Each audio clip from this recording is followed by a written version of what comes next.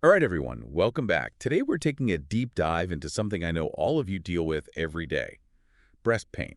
We're not going to waste time on the basics. You already know how common it is. Instead, we're going to arm you with the knowledge to absolutely nail the diagnosis and management of breast pain.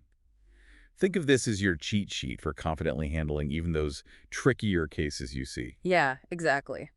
We want to help you move beyond simple reassurance and really feel confident giving your patients the best possible care. So we've got some really great sources for this deep dive. Recent studies, a handy diagnostic algorithm, all sorts of useful stuff. Ready to break it down? Absolutely. Let's jump in. Okay, first off, the sheer number of women dealing with breast pain is just wow. One source mentions that up to 70% in Western societies experience it at some point. What do you think contributes to such a high number, especially in those specific areas? Well, it's definitely a complex mix of factors, but lifestyle and hormonal influences seem to be major players. Think about it. In Western societies, we tend to see things like later age at first pregnancy, shorter breastfeeding duration, even things like diet and higher stress levels.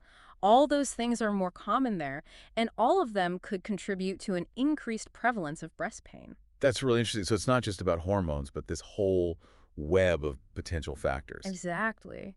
And while it's reassuring that breast pain is rarely a sign of cancer, it's still super important to be thorough when we evaluate these patients. Absolutely. And speaking of thoroughness, one of our sources dives into classifying breast pain. I'm seeing cyclical, non-cyclical, and extramammary.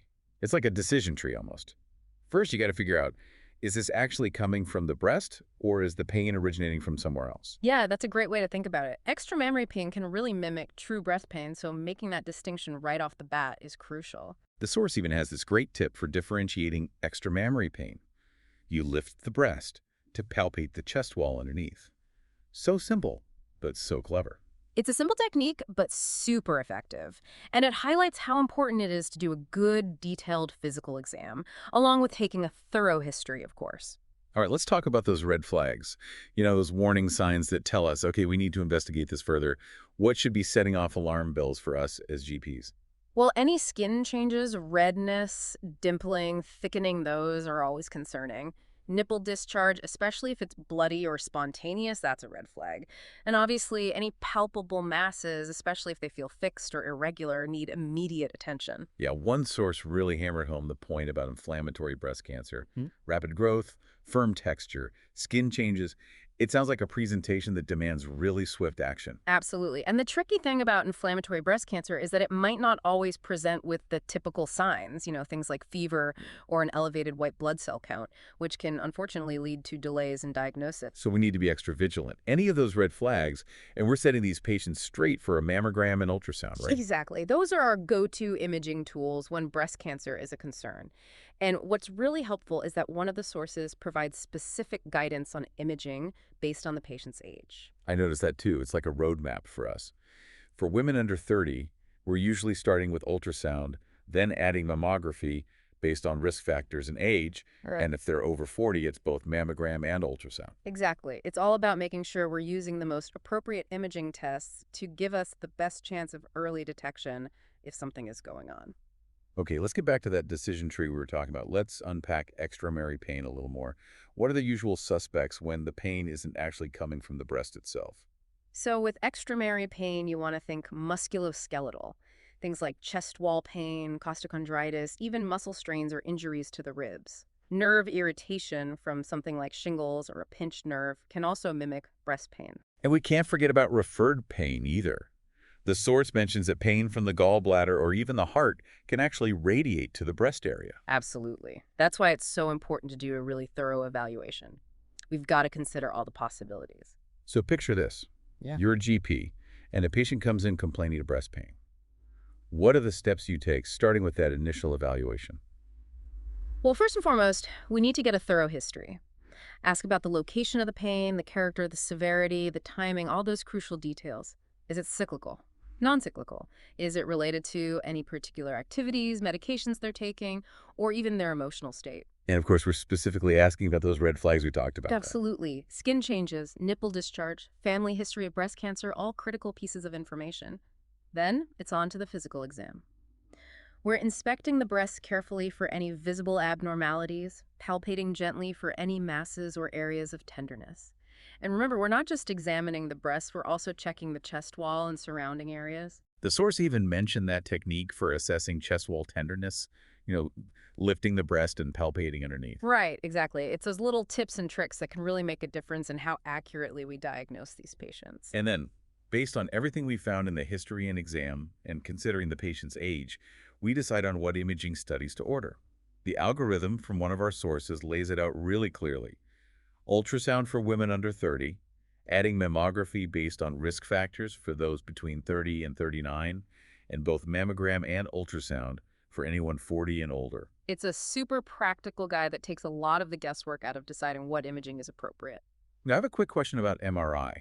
I know it's a really powerful tool, but where does it fit into the picture when we're evaluating breast pain? So MRI is usually reserved for specific situations. For example, if we need more information after the initial mammogram and ultrasound, or if we have a strong suspicion of cancer but those first imaging tests were inconclusive, it's not something we typically use as part of that initial workup for breast pain. Got it. That makes sense. So we've done our due diligence, been thorough in our evaluation, and thankfully, everything's pointing towards benign breast pain. What's our next move? Well, this is where reassurance and education become so important. A lot of women are understandably anxious about breast cancer, so taking the time to explain the benign nature of their pain can be really helpful. That makes a lot of sense. Yeah. But I'm guessing reassurance alone isn't enough, right?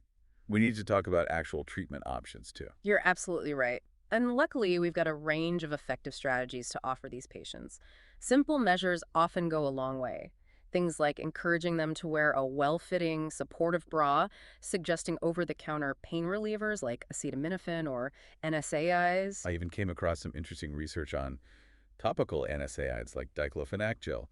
It seems like a great option for targeted pain relief without a lot of systemic side effects. Yeah, topical NSAIDs are becoming increasingly popular, and the research suggests they can be really effective, especially for localized breast pain. So supportive bras, analgesics, topical NSAIDs, those are our first-line tools for battling breast pain. But what happens when those initial strategies aren't cutting it and the patient still isn't getting enough relief? Well, in those cases, we might need to think about bringing in some reinforcements.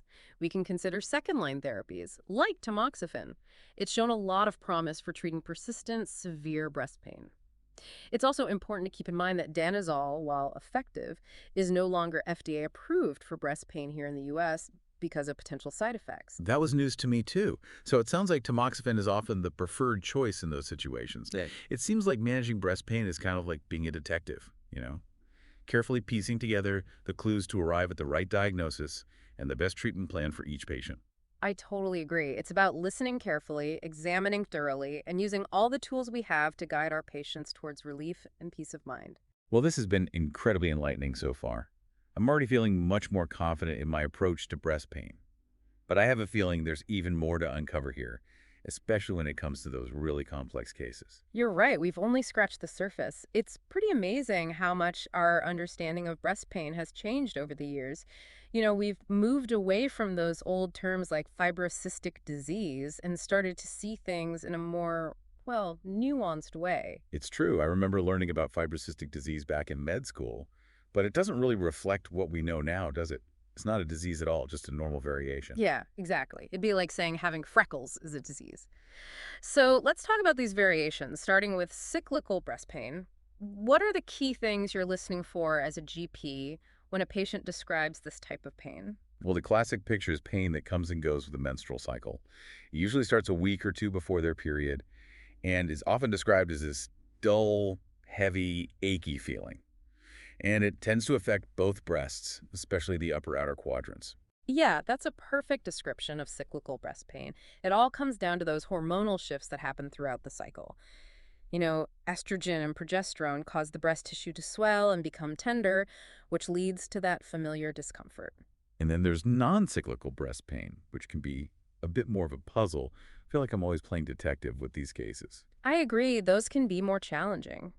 Non-cyclical pain isn't tied to the menstrual cycle, so it can happen anytime, and it might stick around for weeks or even months. Plus, it's more likely to be one-sided, which often makes patients and us doctors more worried. So what are we looking for when we're trying to figure out what's causing non-cyclical breast pain? What clues help us crack the case? It's a bit like putting a puzzle together, like you said. Sometimes it's related to structural issues. For instance, women with larger breasts, especially if they're pendulous, might have pain just from the stretching of those supporting ligaments. Makes sense. Gravity isn't always our friend. Yeah, tell me about it. Other times, the pain might be coming from an underlying condition, like a breast cyst. Those can be pretty painful, especially if they're large or close to a nerve. The sources also mention something called ductal ectasia. Can you break that down for us? It's not a term I use every day in my practice. Sure. Ductal ectasia is basically when the milk ducts beneath the nipple get inflamed and widened. It can cause pain, nipple discharge, and sometimes even a lump that you can feel near the areola. Okay, so it's important to make sure we're differentiating that from, a more worrisome type of mass. Exactly. With ductal ectasia, the discharge is usually thick, sticky, and kind of a green or brown color. That can help us tell it apart from other kinds of nipple discharge. But of course, any discharge that's persistent or concerning should always be checked out further. Speaking of checking things out, one question I get all the time from patients is about diet and lifestyle. Yeah. Do things like caffeine or evening primrose oil actually make a difference in breast pain? The age-old question. It makes sense that patients are looking for simple solutions, but honestly, the evidence just isn't very strong in this area. So no magic bullet in our morning coffee. I'm afraid not. Some small studies have hinted at a link between caffeine and breast pain, but the results have been pretty mixed. Okay. What about evening primrose oil? I have some patients who swear by it. Evening primrose oil has a lot of gamma-linolenic acid, which is an omega-6 fatty acid. It's thought to have anti-inflammatory effects. It's generally safe, but the research on whether it actually helps breast pain is mixed. It hasn't really been shown to be a reliable solution. So it might be worth a try if a patient is really interested, but we shouldn't overpromise. Right. I think it's really important to be upfront with patients about the evidence or the lack of it and manage their expectations realistically. Okay, good advice. Let's switch gears back to treatment for a bit. We've talked about reassurance, supportive bras, and over-the-counter pain relievers. What about those patients who need something more? Their pain just isn't responding to those initial measures. Yeah, well, in those cases, we might have to consider prescription medications. Tamoxifen, like we mentioned before, can be a really good option. And although danazol isn't FDA approved for breast pain in the US anymore, some doctors might still consider using it in specific cases as long as they carefully weigh the benefits and risks. What about other options? Are there any alternatives to tamoxifen and danazol that we can use?